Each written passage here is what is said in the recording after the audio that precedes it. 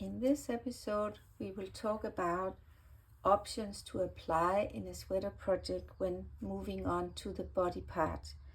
And we will take this tree trunk sweater as an example, but actually you can do this on any sweater you want or any sweater you make, so that you can tailor it to your body type. So let's move on to section 9 of this pattern and have a look at the suggestions.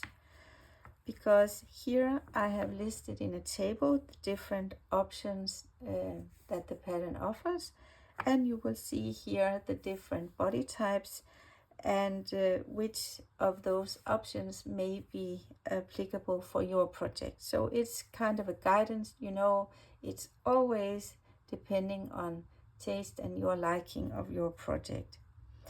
And if you want to learn more about how I made up this table using the golden rule and the rule of thirds and what is more pleasing to the eye, you can have a look at my episode 22.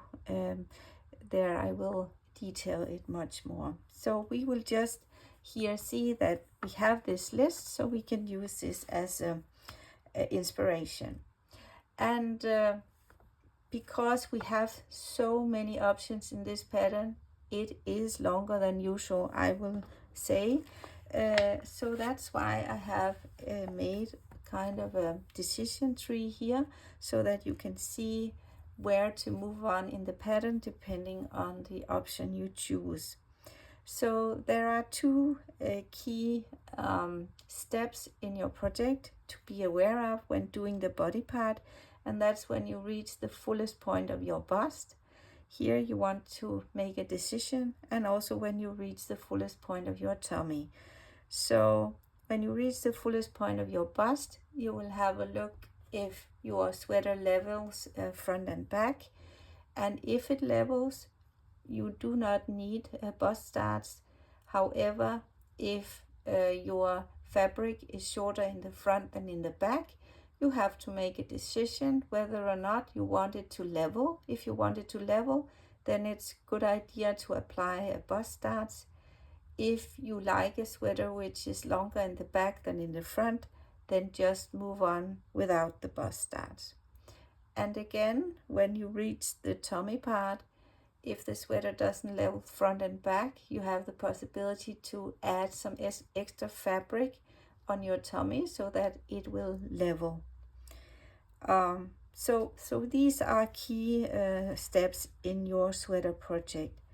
But also when you reach the fullest point of your bust, you have other decisions to make, because from this point onwards, you will start making waist shaping if you want that option, or A-line shaping. And I have a rule of thumb so that you don't need a lot of measurements. You can take these tips and tricks from this pattern and apply to any sweater project you want, and that's what I like. We can have rule of thumbs, and when we buy another pattern, then we know what to do. That's a good thing.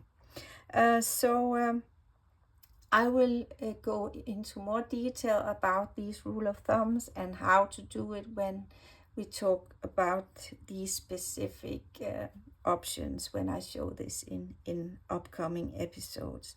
So let's for now just settle with the idea and knowledge that everything is possible in a sweater project, so that you can tailor it exactly to your liking.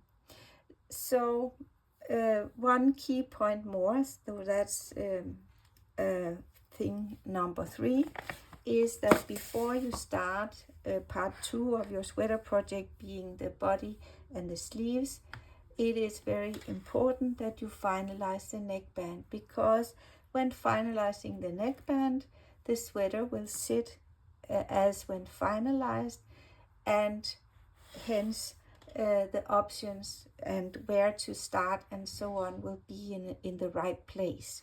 So this helps you make the sweater sit as it should before you start applying the options. So let's meet up in the next episode where I will show you how to do the neckband before we start applying the options for this specific sweater. Roger and Nova from English Knitting Lab. Bye bye.